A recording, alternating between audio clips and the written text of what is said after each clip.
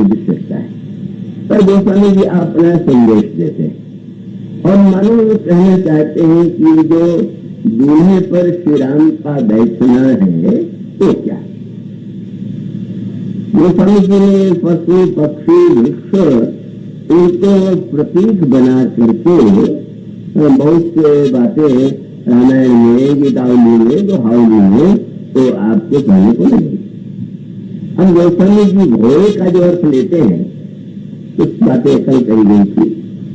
अब गोस्वामी जी एक नई बात कह रहे हैं और अगर ध्यान से समझा जाए तो हम सबके लिए बहुत उपयोगी। क्या ये कह रहे हैं कि वस्तुतः यह तो इस घोड़े को देख करके लग रहा है घोड़ा बड़ा ही चंचल है, सुंदर है और इस पर श्री राम बैठे हुए हैं।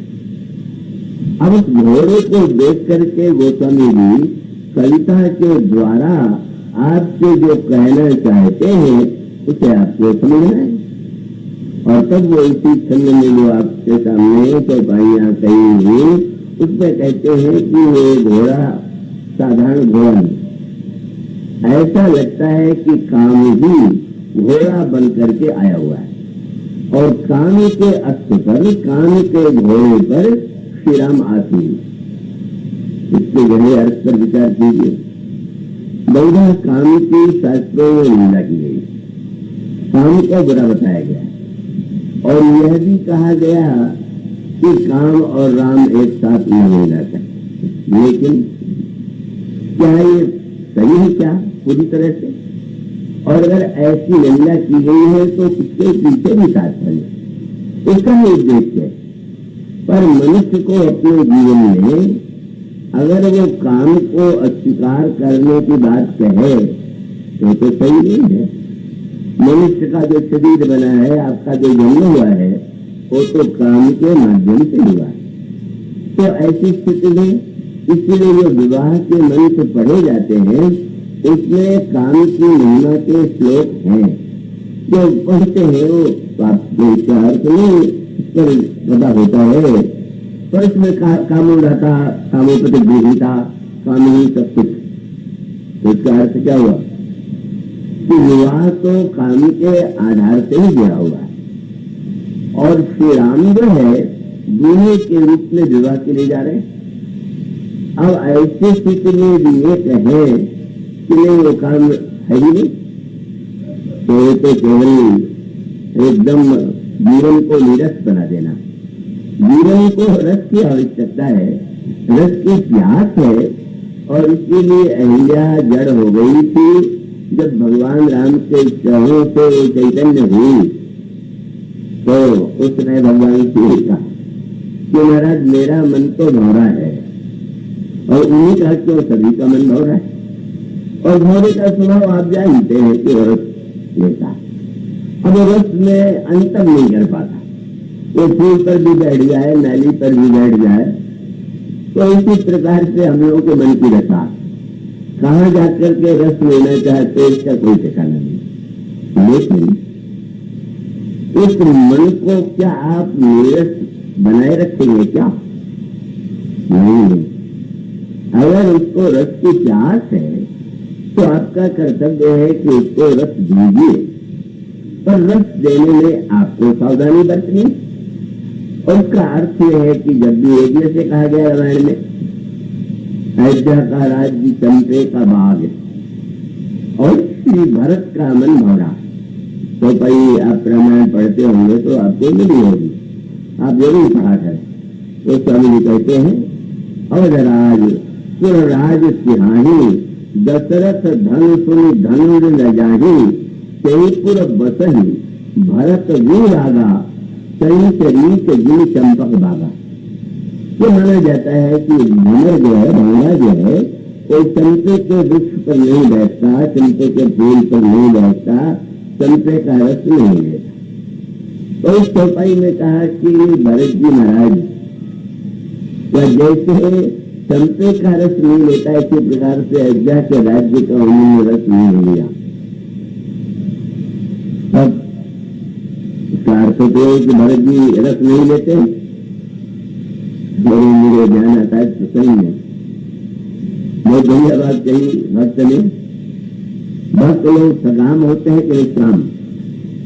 दूसरा उत्तर यह देता हूं मैं कि आपके पास कोई ऐसे सज्जन आए कि जो साधु व्यक्ति है और आपने उनसे कहा कि भोजन कर लीजिए, नहीं मैं अन्न का भोजन नहीं करता, कि भाई हम करेंगे सभी है। और उसके बाद कहा कि अच्छा महाराज अन्न ले लेंगे तो नुकसान नहीं होगी, नहीं ले सकते तो महाराज आप थोड़ा अंगूर ले लीजिए, वो भी नहीं, संतरा वो भी नहीं, केला वो भी नहीं। यह कि महाराज कुछ नहीं ले रहे हैं तो क्या भूखे रहते हैं क्या? तो एक व्यक्ति ने पूछा कि महाराज आप सब नहीं कर रहे हैं, कह रहे हैं तो कुछ लेंगे, बस थोड़ा फलों का रस दे दो। पता चला कि चाहिए भी कितने छोटा रस, फल लेते तो छिलका उतारना पड़ता, बीज अलग करना पड़ता, रस माने आप निचोड़ के रस उनको दे दीजिए। तो ऐसा त्यागी तो वस्तु का रस को लेने के लिए चतुर है। इसलिए दूसरे से पूछा गया कि मुझे लाना है किस फल का रस, तो किस कौन सा फल है? उनका फल नहीं है, तो शास्त्र सब ग्रंथन को रस, ये तो रस है।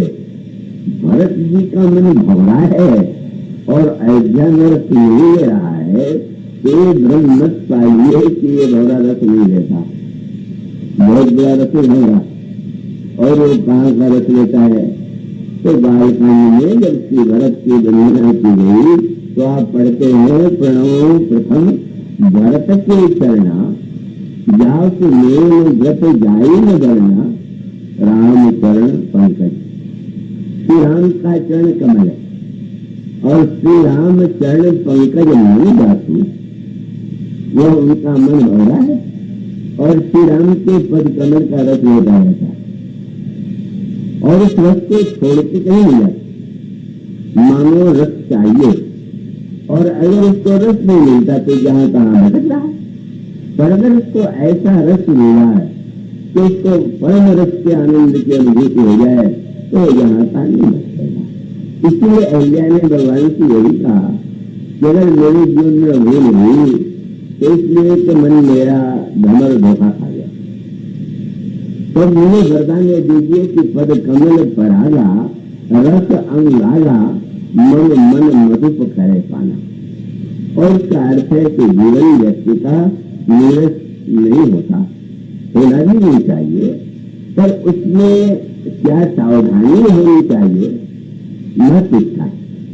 तो अगर काम का सर्वथा विरोध करें और ये कहें कि निष्काम होना चाहिए, ब्रह्मचारी होना चाहिए, तो बते भाषण में तो कहती जा सकते कहते हैं, लेकिन उस पर गहराई से जब विचार करें तो सही रूप में कोई ऐसे अपवाद के रूप में व्यक्ति होते हैं कि उनका जीवन इस तरह का है, लेकिन एक नियम नहीं बना